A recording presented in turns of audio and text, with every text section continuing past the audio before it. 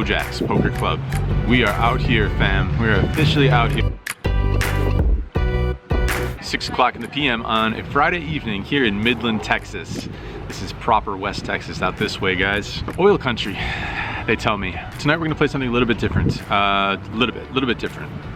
There's no blinds in this game. Instead, there are $5 on the button. So yeah, I've never played this structure before. Again, no blinds, and they only put $5 on the button. I assume there is going to be some straddling happening here and there. The usual tricks and twists and turns. That should be pretty cool, but expecting a pretty good turnout tonight. Somewhere in the neighborhood of 60 people currently on the interest list for this $5 OTB that's on the button game. Also, by the way, our first ever pre-meetup game, Ice Cream Social, happening now for the next half hour.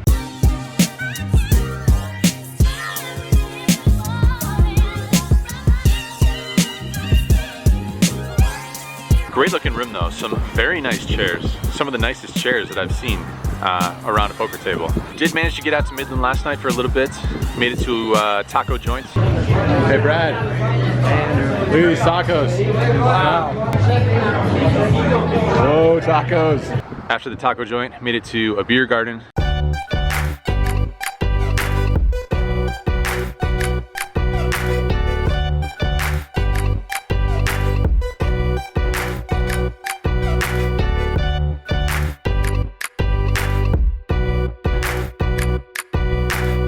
Took in some of the sights and sounds of Midland, Texas. Now ready to take in some of the poker. Let's get in there.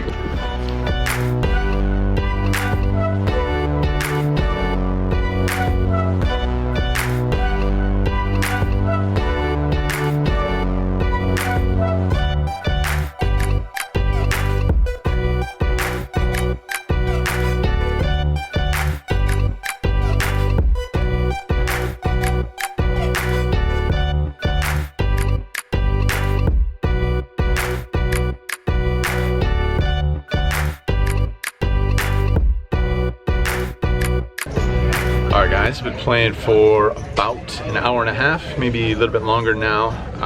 Action. All these tables here, KoJack's Poker Club, every single table in use. Interesting format, the on the button, $5 on the button. A lot of people are straddling for $10 in the spot which is directly to the left of the button where the small blind would usually be. Even without that straddle, it seems like the standard opening raise is to $35. So this game is playing pretty similar to what a 5-10 game looks like at the Blvd with that $35 opening raise. Stack's a little bit more shallow, so I think we have to pick our spots a little bit. Definitely a decent amount of action to be found here so far. Found myself in a hand where there was an early position raised to $35. There was one call, and I call with ace jack of spades in middle or late position. Flop comes ace deuce deuce rainbow. Interest raiser checks, middle possession player checks, and I decide to check it back here. Usually going to be way ahead or way behind in this kind of a spot, especially on a super dry board there. The turn is the queen of hearts, which puts up a potential backdoor flush draw. Initial raiser checks again. This time the middle position player bets $50. I decide to call here, pretty standard, and the initial raiser calls as well. So 3 ways to a river card, which is an offsuit 10. The initial raiser thinks for a while and then leads out for $90. The player in the middle calls, and it's a very cheap sizing, very small sizing compared to the size of the pot. Don't expect to win outright too often, but do expect to chop some decent percentage, and don't think I can fold to that small sizing. So I toss in the 90, and the initial raiser shows pocket 10s. So he's gonna scoop that one in with the rivered full house. The player in the middle said that he had a queen. Looking back, I wonder if betting small, maybe like 1/3 size pot on the flop might be best. Heads up, I definitely like a check back for pot control, but 3 ways. The more players that are in there, more pocket pairs that can improve to better hands. Maybe a small 1/3 pot size bet might be good. Either way, we lose that hand. We get rivered in another pot where I had ace 10 and an ace high flop. Call a bet on the flop, call a bet on the turn, and then fold the river on an 8. And my opponent flashes an 8, so get rivered in that hand as well. Down about $400 so far in early to mid trading. Let's get back though, there should be plenty of action, plenty of opportunities to battle it back.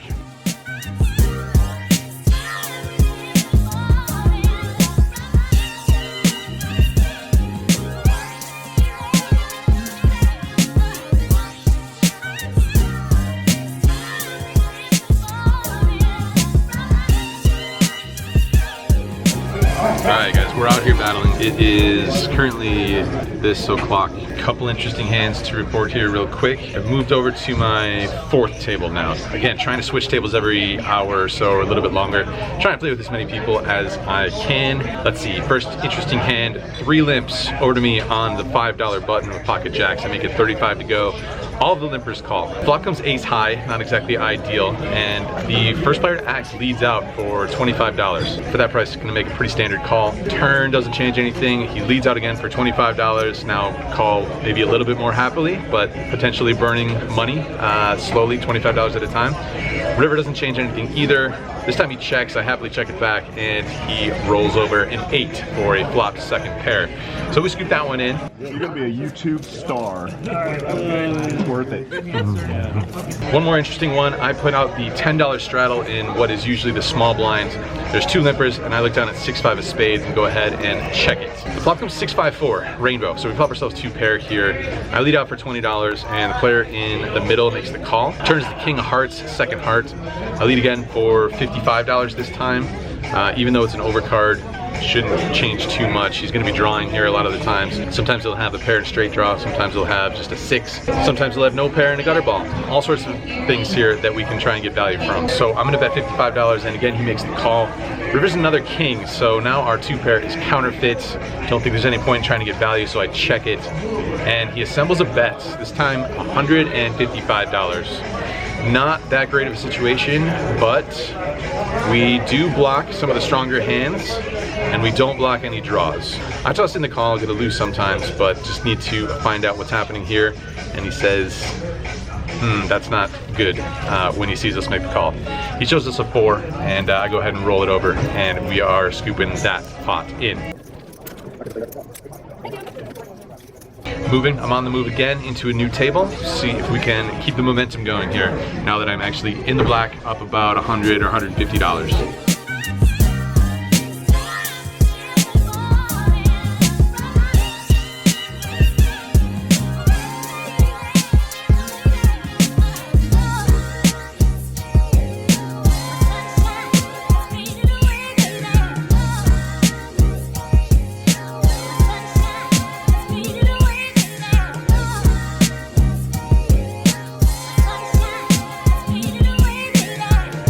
Alright, interesting hand that just happened over here right behind me on this table. There's 1 limp. I look down at ace queen offsuit, make it 30 to go. The cutoff calls, limper folds. Flop comes pretty terrible for us, 7-5-3 with 2 spades. I check it and he checks back. Turns to ace of spades. So now there are 3 spades on board, but top pair, pretty good kicker. Gonna put out a bet and charge a bunch of draws. I bet $40, and my opponent looks at his cards and then looks back at the board and then makes the call. River's an offsuit deuce, so it's pretty much a brick, although it does put 4 to a straight on board. I decided to check it over to him since I don't think I can get value from too much worse now, and he puts out a bet of $105.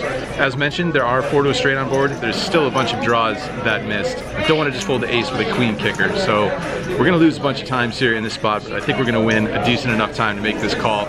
I toss in the call and my opponent mucks his hand. So good news, drag a pot over here, trying to keep the momentum going.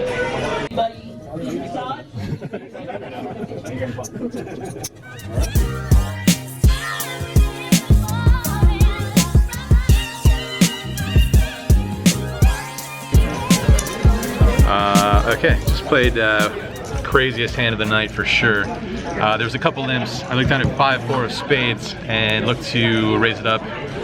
Deception, isolation, whatever you want to call it. I make it 35 to go, and there are 2 callers, I believe. Flop comes down, queen 7-3, 2 hearts and 1 spade. First player checks, second player bets into me for $75. Don't love it, but with the gutter ball and backdoor flush draw, I go ahead and make the call. The first player check raises to $175, and then the player in the middle calls. So it's only another $100. Maybe we can find the miracle card on the turn, so I go ahead and make the call. Turn is the 10 of spades, so we add equity with the flush draw. The first player jams all in, he's got a very small stack now, $105, and the second player calls. So obviously we have to call here with the added equity. Drawing to a flush, still drawing to that gutter ball. River is a beautiful looking ace of spades. The player in the middle checks, and time to go for a little bit of value here if possible, so I bet $200. Player in the middle thinks for quite a long time. Seems like he has a pretty decent hand, but knows that I'm betting into a dry side pot. Ultimately, he does in fact make the call, and we roll it over. Both players show their hands, and the first player has pocket queens. The player in the middle has pocket threes. We mow down set over set. Equity, rivers, the flush. Set over set? Oh man. Hands are. Kind of flop with that. Jeez. Dirty. Super dirty. Neeme.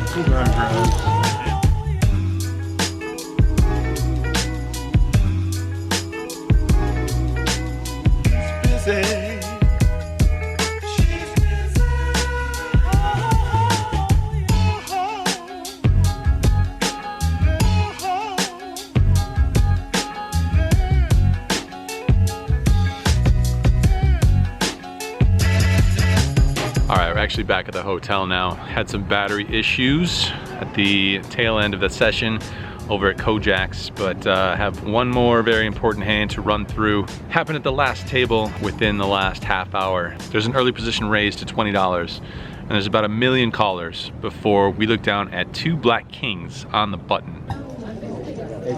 Definitely 3-bet candidates here, so we raise it up to $160. The initial raiser, who has been playing pretty snug and pretty solid, puts in a 4-bet to $370. Certainly some cause for concern based on that one fact alone. That being said, we put in the 3-bet on the button, and there were so many callers in between. Certainly don't have to be up against it only in this spot. I'm gonna go ahead and flat call here, as is my standard when I don't have too much of a bluffing range. Let's take this one to the streets in position. That first street comes 10-5-4. My opponent puts out a continuation bet to the tune of $450. Not exactly a small bet, but not exactly gonna go anywhere with our pocket king. So we go ahead and make the call. The turn is not a great card. The turn is a jack. It limits the number of hands they could have for value that we beat. Limits them drastically to pocket queens, basically. That's about it. Slightly more worrisome when he does in fact go ahead and jam all in. All in. One. So, really not too sure that it's the best spot in the world, but it's 2 kings. We've under-repped our hand slightly by flat calling pre-flop, just calling on the flop. Obviously gonna have to go with it here. So I go ahead, make the call. Gonna be up against it sometimes, gonna be up against aces, gonna be beating pocket queens, and maybe there's sometimes he has ace king and is just barreling away with it. We double block that hand though. So we're off to see a river card no matter what. That river is another jack. Seems like a good card. And my opponent goes ahead and shows us 2 queens. Oh, that's a great call. Wow. What a great call. Cool. Nope. So, here's Find some run good here at the tail end of this session for sure. We did lose a bomb pot in the middle of there. We lost about $400 in a bomb pot chasing a flush draw that didn't materialize, but in the end, great session here at KoJack's. Get into the game for $1,500, cashed out of the game for $4,810, $3,310 profit, according to my math. Great spot out here in West Texas. Great room, friendly dealers, friendly clientele. Run good always helps.